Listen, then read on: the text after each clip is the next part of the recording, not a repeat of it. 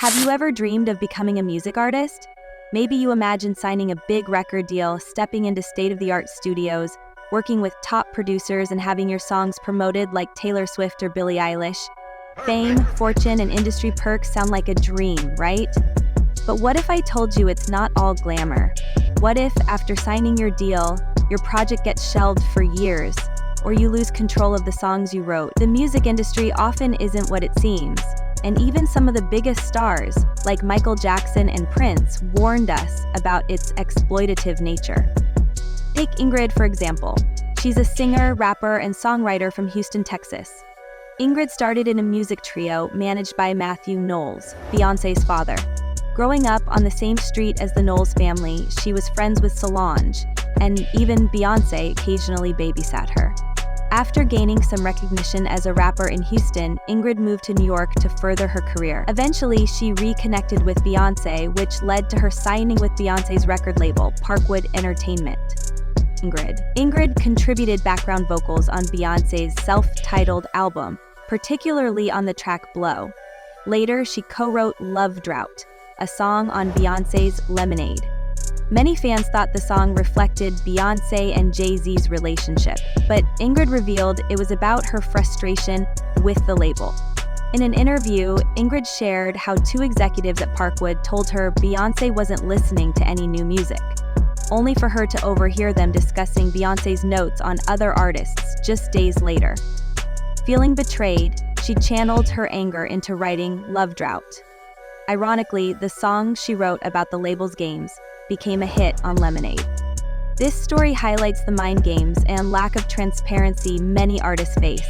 Labels often mislead or dismiss their artists, leaving them feeling undervalued and frustrated.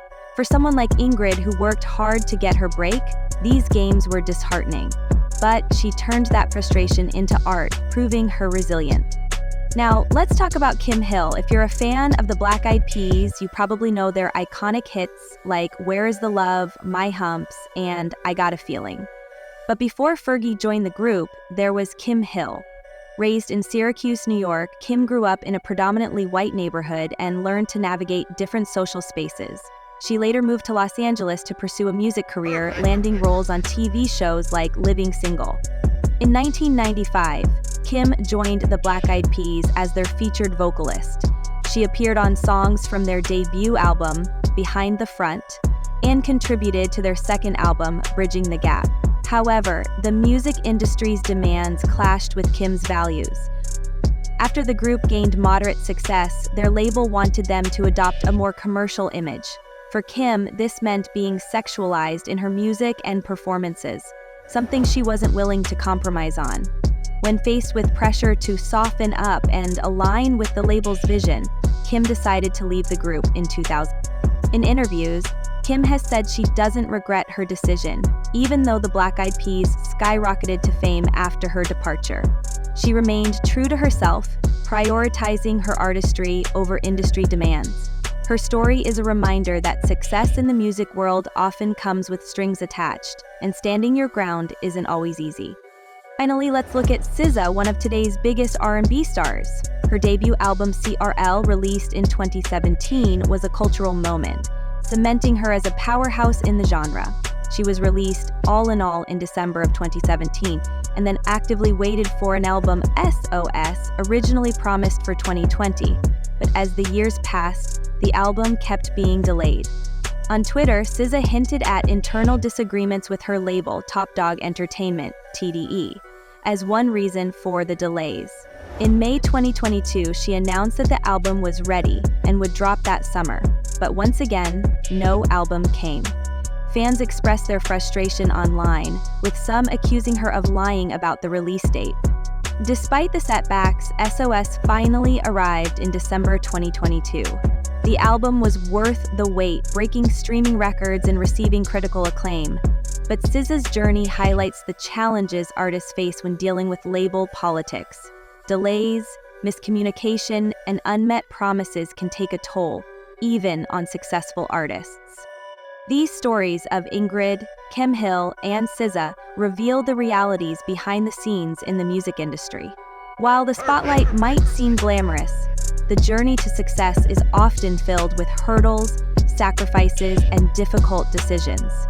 Many artists struggle with being undervalued, manipulated, or pressured to compromise their integrity. For some, like Ingrid and Kim, the challenges spark creativity and resilience. Ingrid turned her frustration into a hit song, while Kim walked away from fame to stay true to her values. Others, like SZA, face delays and setbacks, but eventually rise above them with determination and talent. The music industry is complex and often unforgiving.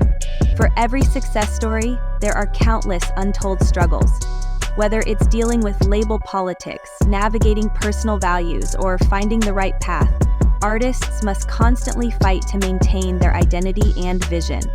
So while the dream of becoming a star might still shine brightly, it's essential to remember the hard work, challenges, and perseverance it takes to get there and to stay there. As many of us know, SZA used to make up stories for no reason in the past, but that's beside the point. Let's talk about the drama she faced with her record label and how it caused issues with her music releases.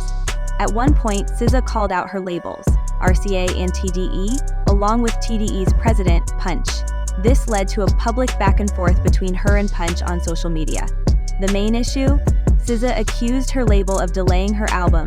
Despite saying it was completely ready, she felt they kept pushing it back for no reason, leaving her frustrated and unsure when her fans would finally hear it. Another interesting story about SZA involves a song she wrote called Consideration. This track was originally intended for her album SZA, but it ended up being the opening song on Rihanna's album Anti. Let me tell you, that song fits perfectly on Anti. In 2017, SZA spoke to ID magazine and reflected on the situation. She admitted that she wanted consideration on Anti, but she also believed things worked out the way they were meant to. She even speculated that Cecil could have been released a year earlier if the song had stayed on her album. While some thought giving the song to Rihanna would help her career, SZA felt it didn't make a huge difference.